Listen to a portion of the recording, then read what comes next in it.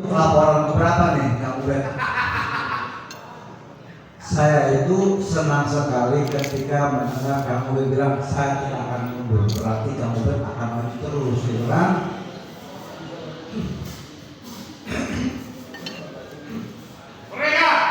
Mereka Katanya belum. Jadi ada dua perkara hukum yang tidak mungkin ada tiga perkara hukum yang tidak mungkin diadili di pengadilan koreksi kas, di pengadilan umum. Yang pertama itu kasus ijazah palsu. Itu dia nggak mungkin akan diadili di pengadilan Indonesia. Yang kedua, dia tidak akan pernah diadili di pengadilan umum dan pengadilan yang berkeadilan. Itu kasus Andri Yunus.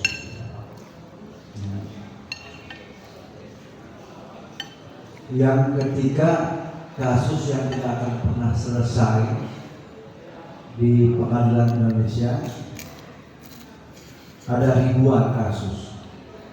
Satu-satunya pengadilan yang mungkin bisa menciptakan rasa adil nanti di pengadilan akhirat. Jadi ini saya mau menggambarkan bahwa situasi hukum di Indonesia itu masuk pada situasi yang disebut dengan judicial disarray.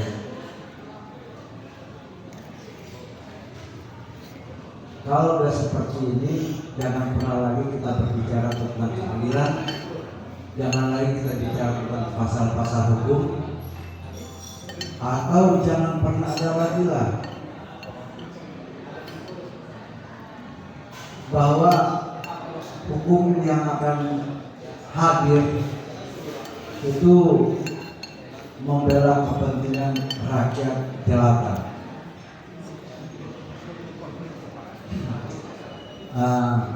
Teman-teman sekalian, 28 tahun yang lalu kita hari ini merasakan hal yang sama. Bedanya ketika suasana yang mencekam mulai hadir, kita punya ketakutan. Padahal di 98 itu nyaris diantara kita nggak ada lagi yang dengar kata takut kan? Nggak ada lagi ketakutan itu. Jangankan peluru itu kita anggap kayak ditipu tipu gundu atau kelereng.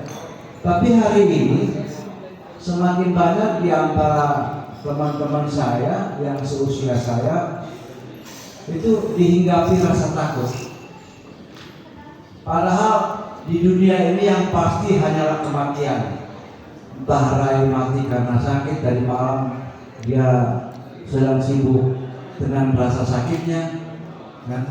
Saya juga semalam tidur karena saya merasa kurang sehat, sampai Dani bilang, "Teh, lu kalau udah ngantuk itu alarm buat diri lu." Gua sadar jam 8 malam gua langsung tidur. Karena ada ketakutan pada hari itu, mana deh? Jangan-jangan karena kelelahan menyebabkan mati buat kita semua. Tapi yang pasti saya gak pengen mati itu di penjara sebenarnya. Saya memimpikan saya mati melawan Prabowo, kemudian sebelum mati saya dipenjara oleh dia. Itu yang terus saya pengen gelorakan. Karena kembali lagi, yang pasti buat diri kita yang udah 50-an tahun ini itu mati. Saya punya teman waktu saya sekolah, dia pangkatnya kolonel, sehat walafiat, lebih kakak dari saya, mati duluan. Ya, artinya mati itu tidak mengenal umur gitu. Nah, karena Kang Ubed sudah menyatakan dia akan tetap maju, ya kan? Mudah-mudahan juga Rai tidak pernah akan surut langkahnya, seperti slogannya Bang Baik, ya kan? pantang surut. Ya, mau 2 kali itu layar terkembang, diajak ombak, diajak gelombang, yang penting kan nggak surutnya kan baik. Begitu. Nah, sekarang ini apa sih alasan yang paling bisa diterima dari kondisi ke-Indonesia kebangsaan kita terhadap kepemimpinan Prabowo Gibran?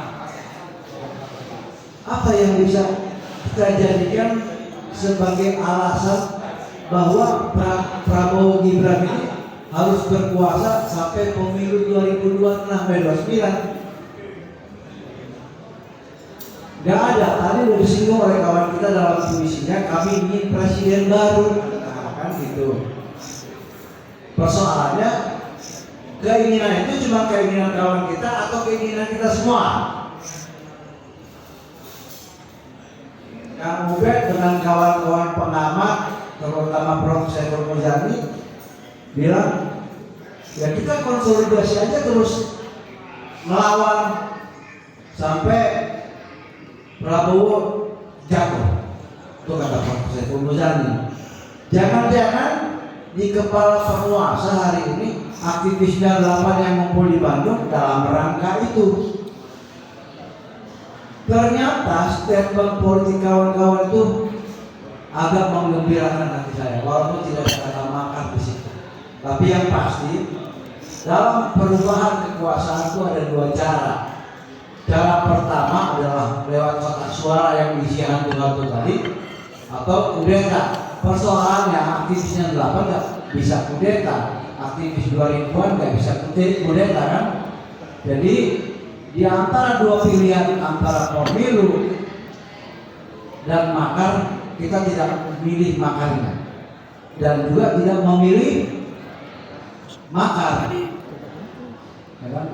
Tapi kita punya sejarah 2 kali presiden kita itu jatuh tumbang di tangan rakyat dan persepsi tentang kepemimpinan. Pertama, presiden kita Insinyur Soekarno. Yang kedua, Presiden Soeharto. Dia tumbang. Oleh apa? Tumbang oleh gerakan rakyat. Ya kan? Gerakan rakyat yang numbangin Soeharto itu diinisiasi siapa? Ya kan? Di sini bisa saja kita kemudian menuduh kelompok-kelompok lain yang bermain, tapi yang pasti aktor-aktor lapangannya ada Putin, ya kan? Ada Mbak, ada Antoni, ada Surya, banyaklah, hampir semua yang di sini ini berada dalam satu front yang sama menumbangkan kekuasaan Orde Baru. Pertanyaan kita hari ini, sanggupkah aktivis 98 itu menunggu pemilu 2029?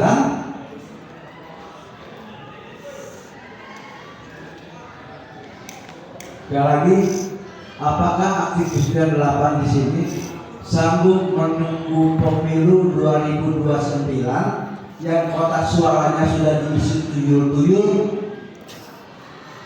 Oh, berarti kawan-kawan di sini masih siap dan masih mampu umurnya untuk menunggu pemilu 2029. Yang konon katanya hasil survei mengatakan Partai Gerindra 26%, Partai Demokrasi Indonesia Perjuangan 15%, partainya Om Surya 9%, kan? Dan itu kemudian akan diperbarui lewat undang-undang pemilu tahun 2026 ini yang akan dipercepat tentang keberadaan dan parlemen threshold. Jadi dari masa ke masa kita menunggu pemilu hanya untuk kembali dibohongi. Om Rai Rangkuti ini sudah berbusa-busa mulutnya. Kadang-kadang kata-katanya itu udah nggak terdengar dan dilupakan, berbicara terus-menerus tentang pemilu, tapi dari tahun ke tahun, dari pemilu ke pemilu, hasilnya seperti ini terus-menerus. hanya melahirkan kelompok elit yang terus menggarong kekuasaan, menggarong kekayaan negara. Kalau saya udah tiba pada satu kemuakan sejarah, saya bermimpi seperti kata Prof. Koni Rahakundini, Prabowo ini hanya dua periode, hanya 2 tahun, karena faktor sakitnya, dan setelah itu kita akan dipimpin oleh Gibran Raka Buming Raka. Maka selamat datang negara yang menjadi neraka untuk kita semua. Kalau kondisi ini kita terima untuk menunggu 2029, ya sudah, besok kita tidur aja. Nggak usah lagi konsolidasi, nggak usah lagi rencana pertemuan konsolidasi nasional kedua di Bandung. Udah kita lupain aja lah. Kita ucapkan aja selamat datang pemimpin zolim berikutnya. Ya, saya tetap seperti kawan sebelum saya tidak memilih kudeta, saya memilih gerakan ekstra konstitusi, ya, untuk menjatuhkan, untuk melawan Prabowo. Gerakan ekstra konstitusi banyak hal, ya. Kita tugasnya hanya memprovokasi, mengagitasi. Itu kan yang diajarin pada saat kalian aktivis muda masuk organisasi mahasiswa kan, provokasi aja terus, agitasi aja terus, gitu kan. Kalau aktivis pemuda, aktivis petani, aktivis buruh takut dengan penjara, lalu dulu kalian memilih menjadi aktivis untuk apa? Saya mau menegaskan kembali, sudahlah, pertanggungjawaban moral kita, moral obligasi kita sebagai aktivis di 8 yang tidak mau lagi Indonesia terus-menerus dalam keadaan tertindas rakyatnya, dia halang-halangi banyak hal di negeri ini. Udah, kita tugasnya hanya melawan. Karena udah mulai ngantuk, saya ajak kawan-kawan aktivis untuk sekedar mengingat kembali sumpah mahasiswa yang dulu sempat sama-sama kita sering suarakan. Kami mahasiswa Indonesia bersumpah. Kami mahasiswa Indonesia bersumpah.